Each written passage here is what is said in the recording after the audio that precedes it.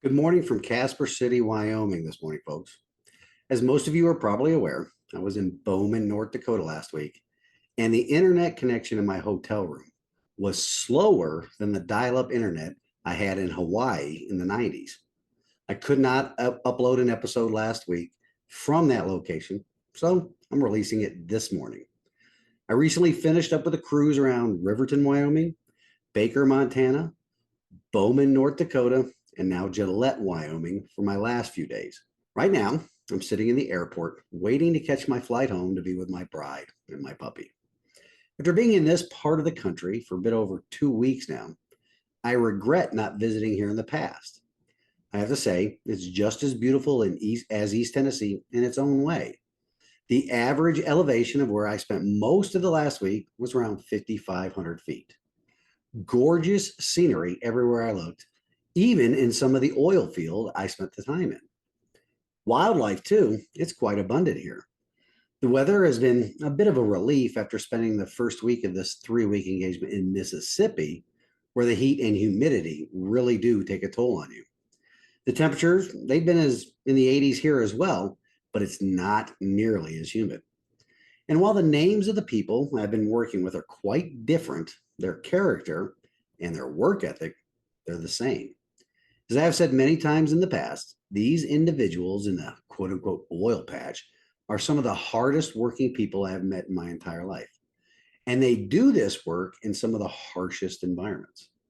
I'm truly blessed beyond measure to be able to interact and assist these teams in their leadership development and building a safety culture second to none.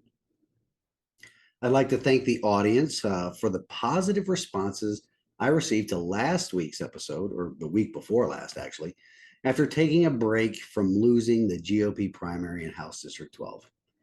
Not only did I have a bunch of stuff to do with closing out the campaign, but I also had very little time to do it.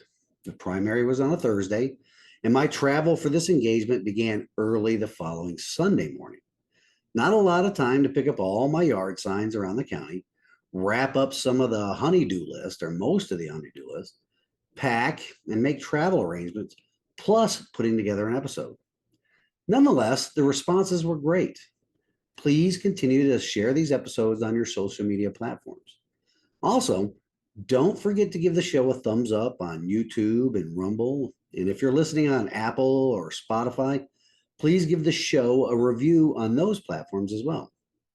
For now, though, let's get on with this week's episode of the Liberty, Leadership, and Lies podcast, where I will discuss why the lie that national elections matter more than local ones is so pervasive in our republic.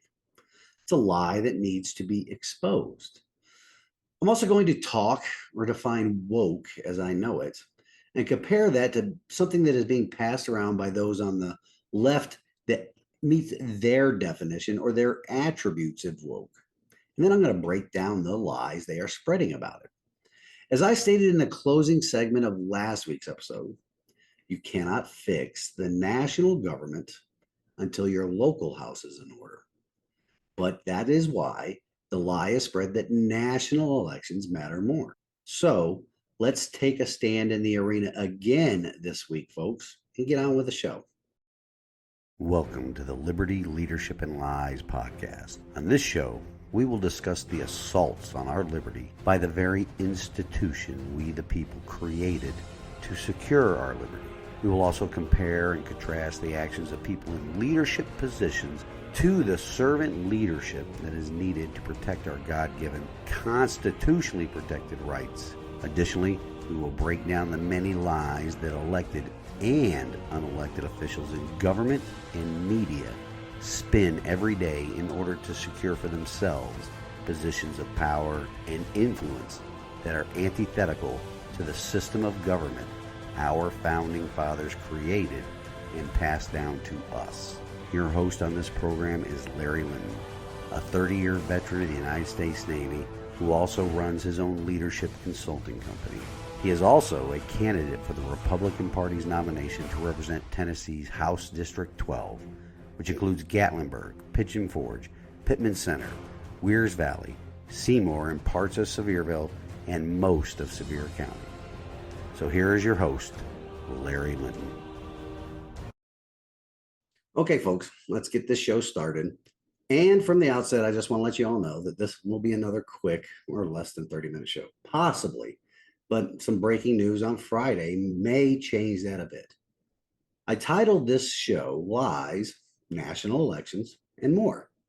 That is based upon the fact that we are now smack in the final stages of the national election for President of the United States, coupled with the fact that most of the primary elections are completed across the nation by now. There are the odd exceptions like Delaware, Massachusetts, New Hampshire, and Rhode Island, states in the Northeast with very little electoral power. The more part of the title has to do with what many on the left are using as their definition of woke. Shout out here to my mom, who sent me something one of our relatives sent to her. For a bit of background, she recently went to a family reunion in central New York where she spent time with a lot of her cousins and such. Many of them, if not all of them, are avowed lefties. The same can be said for both sides of my family up there, those on my mother's side as well as those on my biological father's side. Now, the many cousins that I have from my stepdad's side of the family, aunts and uncles, they live in West Virginia and are most assuredly not lefties. That may be something to explore in a future episode. The effects on the environment on determining whether you are a sane person or a full-blown communist. Back to the part of the show concerning elections before we get too deep into the issue of what woke means and how that came out of the family reunion. But right now, many of you, me included, are being bombarded with television, internet, text, and mail ads for this race. On the national stage, we have the Republican Party's candidate for president, Mr. Donald Trump. He is, I believe, the candidate that best represents a slowing down of the downfall of our constitutional republic, applying the brakes, so to speak, on the runaway train to third world economic and military status. We have actual empirical evidence of the good outcomes of electing Donald Trump to the office of presidency. Data that is being memory holed by the national media and the military industrial complex players that are in our republic. Now, from the opposing demon rat, Democrat, Communist Party, it is hard to actually label that group with a name that really identifies what that party represents. So let's just stick with the party of evil, the demon rats. We could even go as far as calling the opposition party the axis of evil, because it represents more than just the rank and file voters and elected officials. It is the axis of evil because that group contains not only those who serve in the halls of government everywhere, but it is also made up of the people that hold high office in multiple major union leadership positions. It also includes the members of the bureaucratic or deep state that are employees of the national government. The major players in the defense industrial complex, they're part of this axis as well. And yes, even a vast majority of the news media are co-conspirators or members, full-blown members in this axis as well. So right now on the national stage, from the axis of evil camp, we have the cackling communist Kamala Harris. Keep in mind, this is the woman whose rise to prominence began with performing fellatio and other sex acts on a married man. Former San Francisco mayor and major player in the California Demon Rat Party, Mr. Downtown Willie Brown. This is the same woman who finished at the bottom or very near the bottom of the Demon Rat candidates during the 2020 primary in her own home state of California. But wait, there's more. You like that? That's that infomercial. But wait, there's more. She is the same person who was given the charge of solving the illegal immigration problem along our nation's southern border for the past 3.5, going on 4 years now. She is the axis of evil's candidate for president, despite not receiving one single vote in a primary from the political party that constantly screeches about protecting democracy. The Demon Rats just wrapped up their national convention where they applied a patina of democracy to the coup that ousted the child sniffer in chief from the presidential election. So across the fruited plains, that is where the major political focus is right now. And that is on purpose. Very little thought or news coverage about statewide races for political office. But let me ask you this, folks. Which level of government has a bigger impact on you? We've discussed this many times before on the show. Of the three levels of government, local, state, and national, which one has a bigger impact on you? Well, scratch that. Under our constitutional representative form of government, which of those three levels of government is supposed to more directly impact you? If federalism were alive and well in our republic, the local elected officials, those local offices, are supposed to have more impact on our daily lives. That isn't the case anymore because the apathy of the electorate has reversed those roles. It was apathy that led to the exponential growth in the size and scope of the national government's involvement in the daily lives of the citizens of these United States. Apathy that led to the unconstitutional passage of the 16th Amendment, and then followed up closely by the 17th Amendment, which really destroyed federalism. It is the apathy of the voter, especially at the local level, that has led to the introduction of electronic voting machines. That last bit there is a bit of a tie-in to the last episode where I discussed the magic number of 24%. By the way, thank you to all the listeners that messaged me or emailed me about that episode. For those of you that are wondering why more cannot be done to explore that oddity in Sevier County elections, it is this. Because our local level elected officials have given complete control over how elections are conducted throughout the state in order to discover if there is something nefarious or some sort of algorithm. We, the people, the voters, that are ultimately responsible for how our county government and its subsidiary, the Election Commission, we are ultimately responsible for allowing the companies that provide these electronic voting machines to deny us access to see the ballots. They can also deny the voters permission to open up the machines for inspection. In essence, because of our lack of involvement in politics at the local level, we do not, now let me repeat, we do not have the ability to verify our elections are on the up and up. If the people, and not the companies that are apathy allowed to control elections in our state and our nation, if the people had the ability to ensure our votes really did count through some sort of hand-marked paper ballots on secure watermark paper, and that they were available for inspection, I do not believe our state and our nation would be in the mess it is in right now. So to summarize the point about national elections mattering more, they only do so right now because we, the people, through our apathy, allow them to take center stage by not caring enough about our elections at the local level. Now, there are many other issues, one in which the apathy of the citizens, many other issues that have allowed this reversal of roles in elections play in our national politics.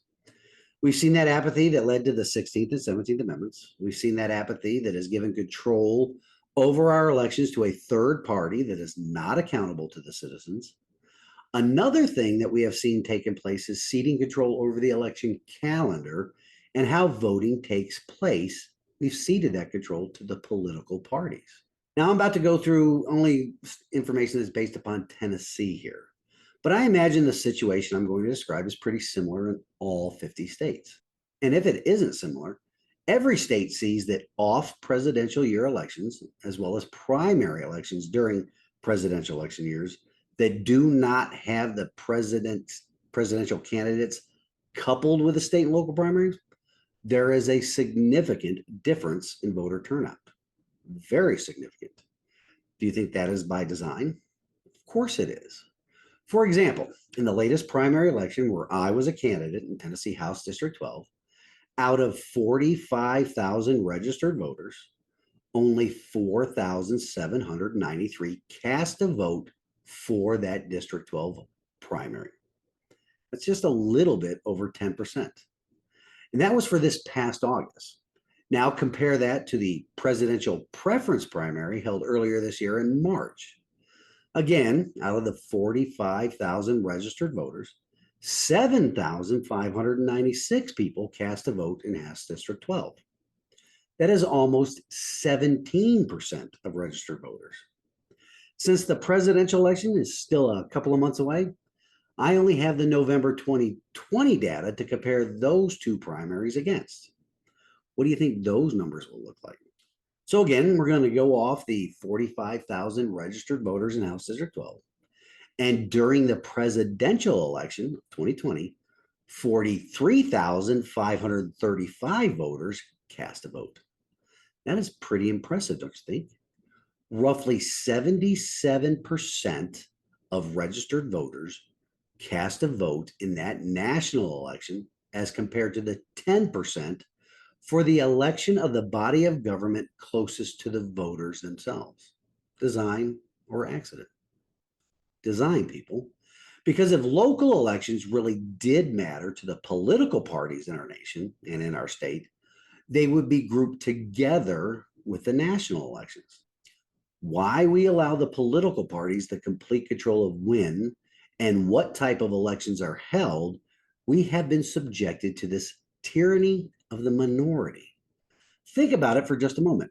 If the political parties want as much participation in local elections as they did national elections, why not hold state primary elections on the same day as the national primary election? Better yet, why don't the political parties move to have state and local primaries occur on the same day as the presidential election? After all, a 77% of the registered voters electing people that have a more direct impact on their day-to-day lives would definitely fit the model of representation at the state level. Can you imagine that? Oh, there will be some arguments about costs to the taxpayers about running elections that way, but it would move the statewide elections to after the presidential election, and that's just a straw man argument. The date elections are held, either in August or December, has no significant difference in costs in terms of funding. What it would do would provide a return on investment in the people's liberty astronomically better than what we have now. We have allowed that to happen to ourselves. And because we did that, we are being exposed to the biggest poop show imaginable right now, where the axis of evil is trying to shove lies down our throat and trying to convince us all that Kamala Harris isn't who we already know her to be, while simultaneously allowing the political parties pick who our representatives will be at the state and local level. To wrap it up in a neat little bow, folks, local elections do matter much more to liberty, and that is why the commies and the establishment have set up a system that we are living in right now. Low voter turnout in local elections, coupled with voting systems that are not accountable to we the people. And now here's where the breaking news comes into effect. RFK Jr. dropped out of the race and endorsed Trump. That is going to have a cataclysmic effect on the commies right now.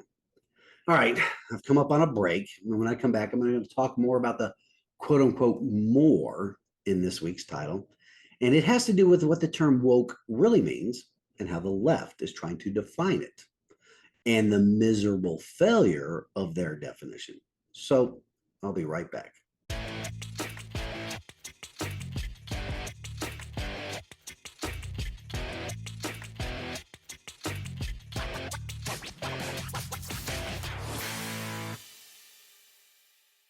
Thanks for sticking with me, folks. If the previous segment was a bit confusing, just shoot me an email and I can better explain it. It does take a bit of interaction to really get the point across. The email address is larry@libertyleadershipandlies.com. That's all one word, larry@libertyleadershipandlies.com. Now, since I was a bit long in the last segment, I'll not try to go as long in this one. It may be impossible, though, given the topic. Before we move on, though, I really need the audience to do a few things considering the poop show that the national election is right now and it's being shoved down our throat. And that is, you all need to really examine or compare the national media's attempt to hype up and reimagine the Demon Rats candidate for president. And when you do that, you have to share it with everybody you know. First, there's this. 2 months ago, This individual that's now the nominee had a lower favorability rating than the current resident in chief of the White House. Hard to imagine that was possible, but it is the truth. And now, since the Demon Rats coup has been successfully carried out, all of a sudden, she is the second coming of the communist messiah, Barack Obama, except a female, but they can't define a female. Now, please explain to me how that is possible without the direct involvement of the mainstream media. How is this second coming possible and the polls showing her leading Trump after the latest economic proposals that even Joseph Stalin, Vladimir Lenin, and Karl Marx would be envious of? Price controls on a segment of the economy that only operates at a 1 or 2% profit margin, grocery stores, responsible for feeding the people. As if grocery stores all of a sudden became evil, greedy capitalists over the course of the past 3.5 years. And it has nothing to do with the already terrible monetary policy of the current administration. Or how about the proposed raising of the corporate tax rate? Nothing stifles economic expansion like a policy designed to punish success. And the latest gimmick where Kamala the commie wants to tax unrealized gains. That's outright theft and has been proven to be extremely bad in countries that have attempted it before. Taxing people on money they haven't even made, but on the possibility that their investments, now these investments, they include their houses and retirement accounts besides stocks, taxes on the increase in value of those items that haven't even been used. Exactly how is that good for anybody, even the wealthy commies? It's sickening the poop show the mainstream media is trying to force down our throats. But, ladies and gentlemen, we get exactly the government we deserve when we don't participate in it. And then we let the axis of evil, along with the political parties, determine our election outcomes and how those same elections are administered. It's just one of the many ways in which the political elite, the new aristocracy that I often refer to, one of the many ways they work to divide this nation. Now, for the quote unquote more part of the show. This is yet another way in which the powers that be work to divide us. These elitists, especially those that are members of the axis of evil, like to divide the people in the nation right now into two different camps: the woke and the unwoke. Never mind the fact that the woke camp is filled with hundreds, if not thousands, of other little mini camps. And each of those mini camps try to outwoke each other on a daily, if not hourly basis. I've defined the term woke on this program before. It turns out that the term woke is actually an acronym, WOKE. W stands for willingly. O stands for overlooking. K stands for known, and E stands for evil. People capable of critical thinking are well aware that when a person considers themselves woke, it means they are overlooking some sort of evil in their lives so they can provide their own meaning to life or to somehow be their own God. Anyway, as I mentioned in the intro, my mom went up to Central New York and attended a family reunion. Most of her side of the family still lives in the People's Republic of New York, which is why I think they are susceptible to the woke mind virus and turn themselves into parrots for the axis of evil. Sadly, my younger brother and several close friends from my teenage years are still living in that prison without walls, and they refuse to escape. But anyway, my mother engaged in several discussions while she was up there, and of course, they sometimes resulted in talks about politics. She was definitely in the minority, but as usual, she held her ground. Eventually, though, one of her family members sent her a picture through social media that she then forwarded on to me, and we had a great laugh about it. These people on the left, or members of the woke crowd, do not, no, scratch that, they cannot see the irony in their own misguided political positions. Anyway, let me read for you what this picture had on it. It was all pastel colors as if to lighten the message. It actually had the opposite effect, but I digress. The picture stated this: 10 attributes of a woke mind. As we go through them, I'm going to break them down. So here we go. Number one, you read books and don't burn them. Somebody please show me where there have been any large book burning events around the nation. We all know there haven't been any of those, but what is this statement really about?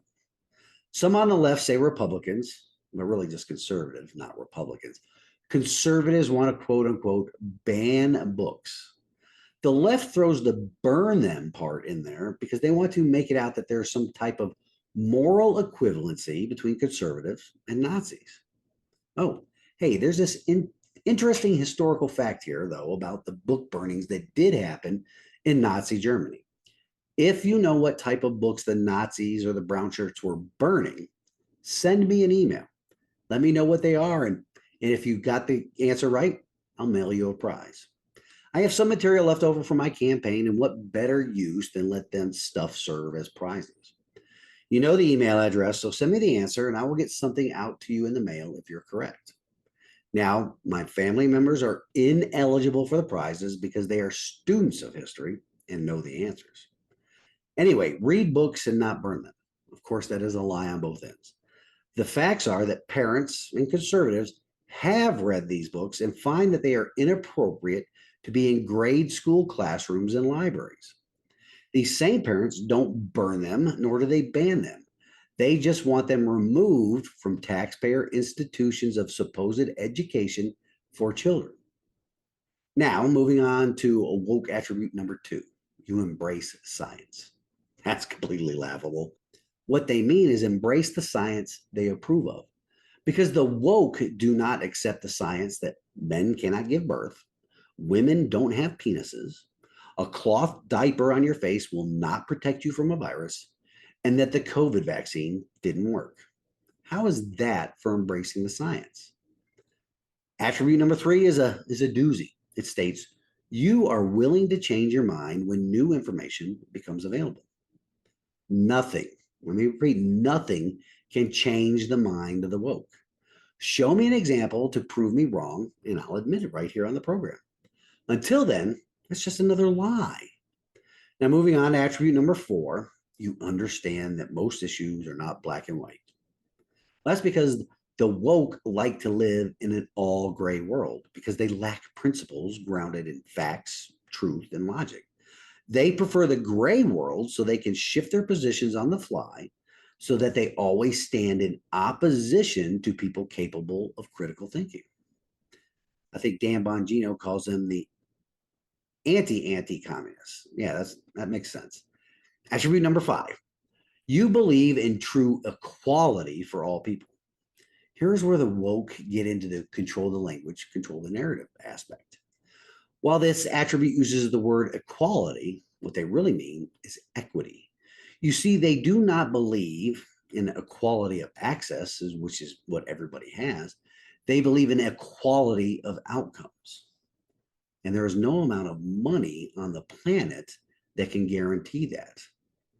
They have to use force. Next up is the attribute number 6. You have empathy. Well, next time you run into a member of the woke crowd, ask them if they are empathetic to your position as a follower of Jesus Christ. Let's see how much empathy you receive. Number 7 is that to be woke, you have to have the attribute of embracing cooperation. Somebody, anybody, please point to an example of the woke crowd cooperating with anybody that isn't part of their special club.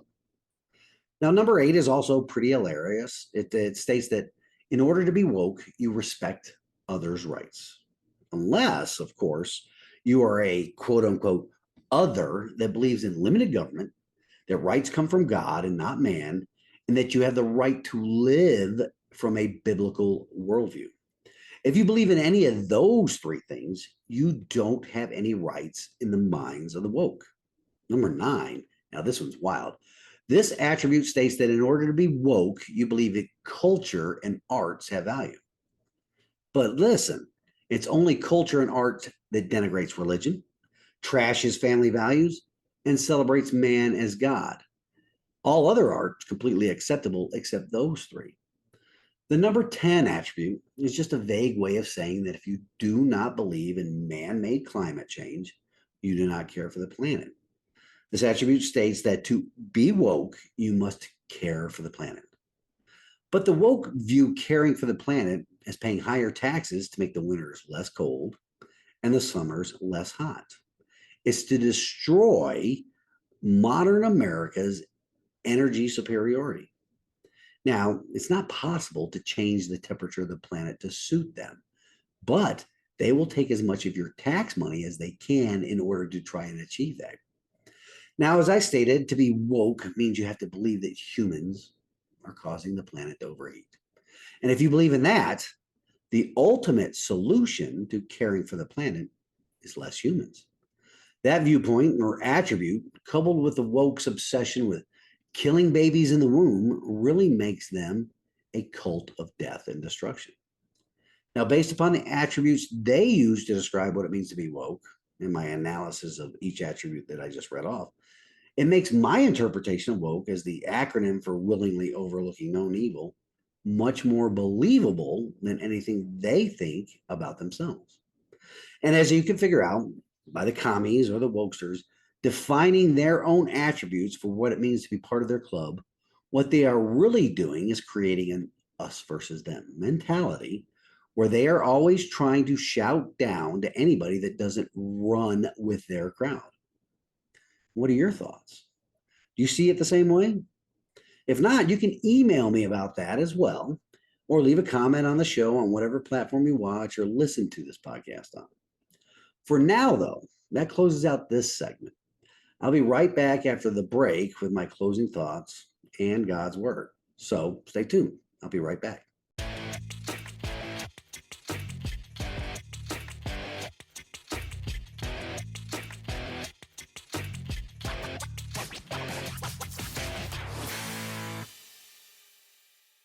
Once again, folks, thanks for tuning in this week.